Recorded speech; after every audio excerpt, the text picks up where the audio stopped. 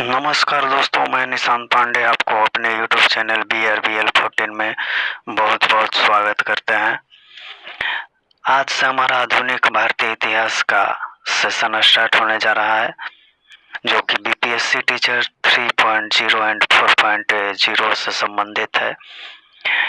इसमें कुल 55 चैप्टर्स है और उसको हम बारीकी से एक एक करके देखेंगे और उस टॉपिक से संबंधित हर एक प्रश्न को हर संभव प्रयास करेंगे करने का।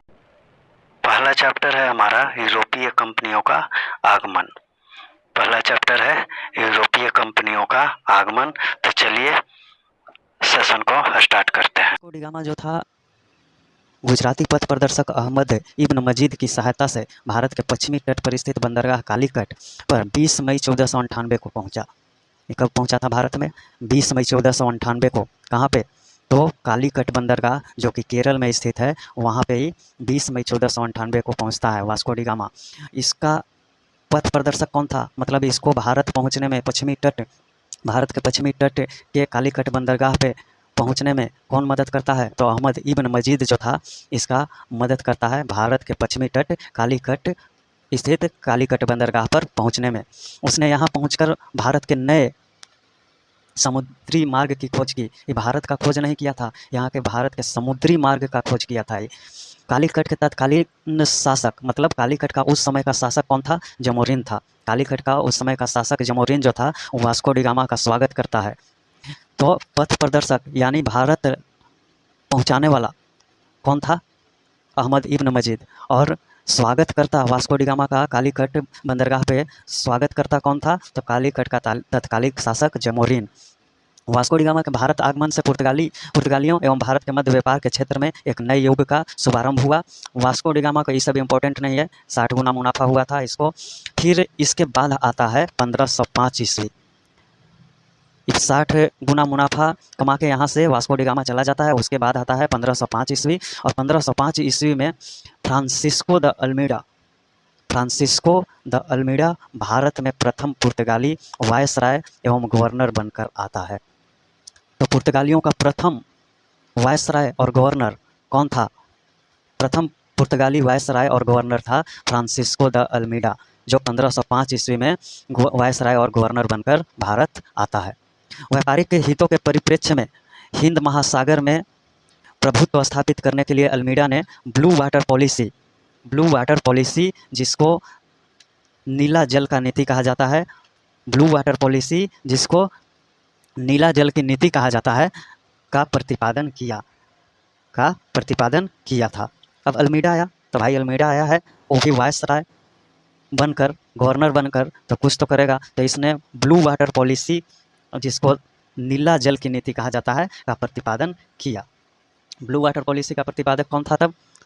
Francisco de Almeida. अल्मीडा के बाद अल्फांसो द अल्बुकर्क 1909 में आता है। अल्मीडा के बाद कौन आता है? अल्फांसो द अल्बुकर्क 1509 में आता है गवर्नर बनकर। अल्फांसो द अल्बुकर्क कब आता है? 1509 ईस्वी में। और उसने 1510 ईस्वी में बीजापुर के शासक यूसुफ आदिल शाह से गोवा छीनकर अपने अधिकार में कर लिया। वो आते जब 1510 ईस्वी आता है, तो बीजापुर के शासक उस समय थे यूसुफ आदिल शाह। बीजापुर के शासक थे यूसुफ आदिल शाह। उनसे ये क्या करता है कि गोवा छीनकर उस पर अधिकार कर लेता है। तो गोवा के शासक कौन थे? यूसुफ आदिल शाह। उनसे गोवा छीन लेता है 1510 में, और इसे भारत में पुर्तगालियों का, यानी पुर्तगाली शक्तियों का वास्तविक संस्थापक माना जाता है। पुर्तगाली शक्तियों का वास्तविक संस्थापक कौन था? अल्बुकर्क ने 1511 ईस्वी में, दक्षिण पूर्वी एशिया की महत्वपूर्ण मंडी, दक्षिण पूर्व एशिया का महत्वपूर्ण मंडी माना जाता था मलक्का, उस पर अधिकार कर लेता है। और 1515 ईस्वी में फारस की खाड़ी के मुहाने पर स्थित हरमुज पर भी अधिकार कर लेता है। तो उसने पहले तो 1509 ईस्वी में आता है, तो 1509 ईस्वी में कुछ नहीं करता। 1510 ईस्वी में उसने बीजापुर के शासक जो थे यूसुफ आदिल शाह, उनसे सबसे पहले गोवा छीनता है और उस पर अधिकार करता है। इसके बाद है वो 1511 ईस्वी में दक्षिण पूर्वी एशिया का महत्वपूर्ण मंडी कहा जाने वाला मलक्का पर अधिकार कर लेता है। उसके बाद उसने 1515 ईस्वी में फारस की खाड़ी के मुहाने पर स्थित, जब विश्व मैप को आप देखिएगा तो उस पर आपको फारस की खाड़ी दिखाई देगा, उसी के मुहाने पर स्थित है हरमुज, वो उस पर अधिकार कर लेता है। उसके बाद अल्बुकर्क के बाद जो प्रमुख गवर्नर था वो था निन्नो डी कुन्हा। निन्नो डी कुन्हा, इसका कार्यकाल था 1529 से 1538 तक। इसका कार्यकाल था 1529 से 1538 तक। तो पुर्तगाली यात्री वास्को डी गामा ने भारत के मार्ग की, पुर्तगाली यात्री जो था वास्को डी गामा, वो भारत के मार्ग की मूलतः इटली, भारत के मार्ग के खोज कौन किया? Vasco D gamma.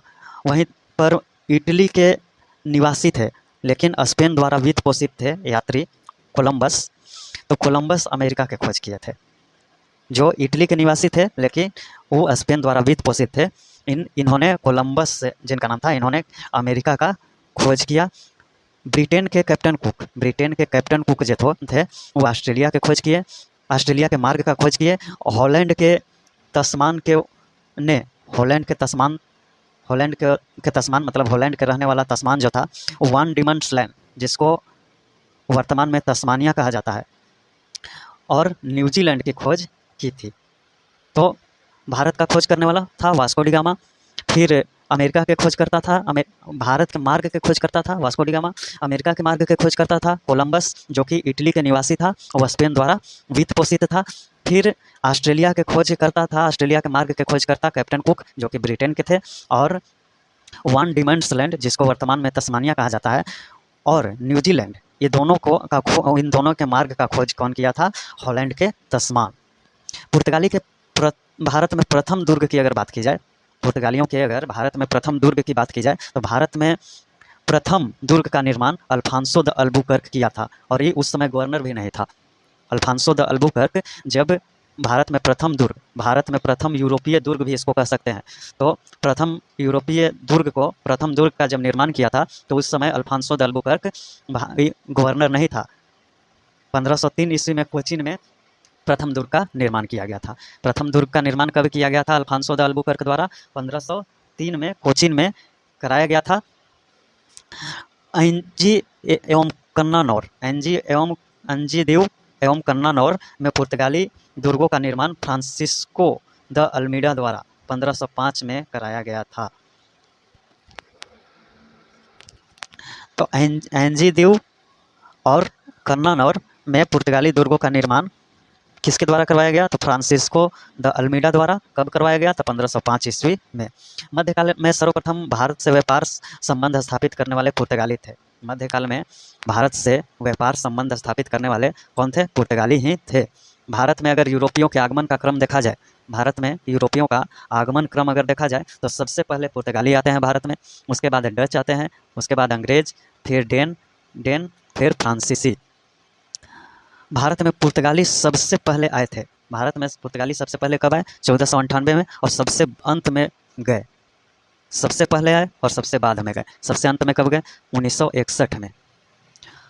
वर्ष 1961 में गोवा का पुर्तगाली गवर्नर जनरल कौन था? जब इनका भारत से वापसी हो रहा था, वे भारत से जा रहे थे, तो उस समय 1961 में गोवा का पुर्तगाली गवर्नर जनरल कौन था?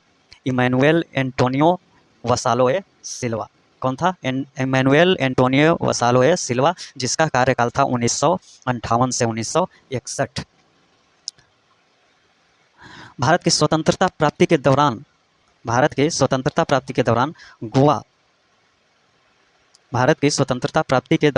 गोवा का अगर गवर्नर की बात की जाए, गोवा के गवर्नर की बात की जाए, गवर्नर जनरल की, तो गोवा का गवर्नर जनरल कौन था? जोसेफ फेरेरा बोसा।